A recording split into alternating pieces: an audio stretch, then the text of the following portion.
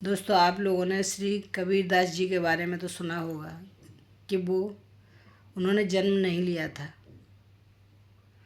वो भगवान की कृपा से फूलों से उनका जन्म हुआ था। एक बहुत बड़े संत थे और एक पंडित बहुत बड़े पुजारी थे। तो उनके संत के मंदिर में जाकर वो मंदिर में बैठते थे। संत तो वो फूल फल लेके जाते थे, पंडित जी उनको दे देते थे, वो चढ़ा देते थे गोपाल जी के चरणों में। अब एक बार क्या हुआ कि जब वो नहीं जा पाए, अपनी बेटी से बोला, उनकी बेटी बालपन में विधवा हो गई थी। जो पंडित ले जा रहे थे उनकी बेटी बालपन में विधवा हो गई थी।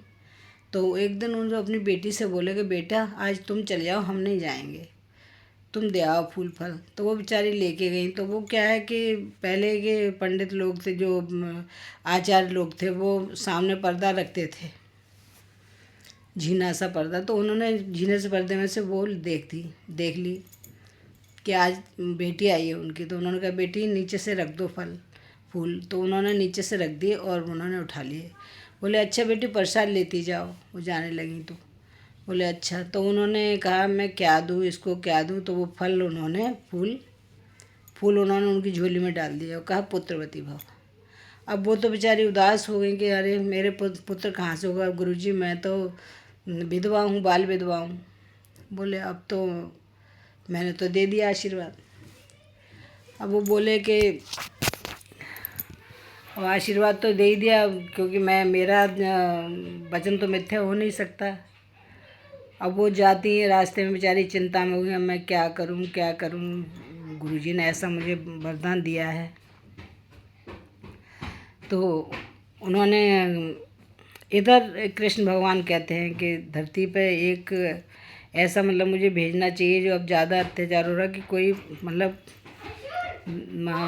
पृथ्वी पर कोई सुधारने वाला, सब कुछ लोगों को अच्छे अच्छे वचन सुनाने वाला कोई साधु संत महात्मा मुझे बड़ा भेजना चाहिए यहाँ से। तो उन्होंने कहा कि भाई लक्ष्मी जी को भेजा। तो लक्ष्मी जी आई। तो लक्ष्मी जी ने देखा कि भाई कहाँ कौन है। तो उन्हें उसी लड़की के पास वो गई। तो उन्होंने सोचा कि भाई बस एक ही लड़की है कि जिसके यहाँ भगवान किसी को भेज सकते हैं। लक्ष्मी जी बोली आती हैं। तो लक्ष्मी जी कहती हैं कि भाई ऐसे ऐसे वो लड़की है, उसके यहाँ आप भेज दो। तो वो भक्त प्रहलाद को पैदा करती हैं। वो भक्त प्रहलाद वहाँ आके कबीरदास जी बने थे। तो बहुत बड़ी कहानी है ये। तो जब कबीरदास जी जब उन्होंने जन्म लिया, फिर क्या होता है, फिर वो जारी होती हैं। तो बेटी के जो गोदी में जो फूल थे तो उसमें भारीपन आ जाता है। तो वो बेचारी वो देखती हैं भारीपन कैसा है। तो देखते हैं वो उसमें बच्चा पड़ा हुआ है, लड़का। बोला अरे अब तो वो और भी ज़्यादा परेशानी में आ गई कि अब मैं किसको जवाब दूँगी, मैं तो विधवा हूँ, कैसे कहूँगी लोगों से कि ये मेरा पुत्र है। अब वो डर के मारे जाती हैं, जाती जाती एक नदी में जाके बहा देती हैं उस बच्चे को। नदी में बहा दिया। उन्हें तरस तो आया बच्चे पे, लेकिन फिर भी उन्होंने बहा दिया। अब नदी में क्या होता है कि कमल के फूल के ऊपर वो जाके बैठ जाता है बच्चा, कमल के फूल। और ऊपर से जो नाग देवता उनकी वो रक्षा कर रहे होते हैं, उनकी छाया कर ली है। तो इतने में एक वो आता है उधर से, बनारस का एक हथकरघा जो कपड़े बुनता है। तो वो लेके आता है। जब वो देखता है अरे ये तो बच्चा है, तो उन्होंने ले लिया। अब वो बच्चे को अपने घर में ले जाने, उनके कोई बच्चा नहीं था।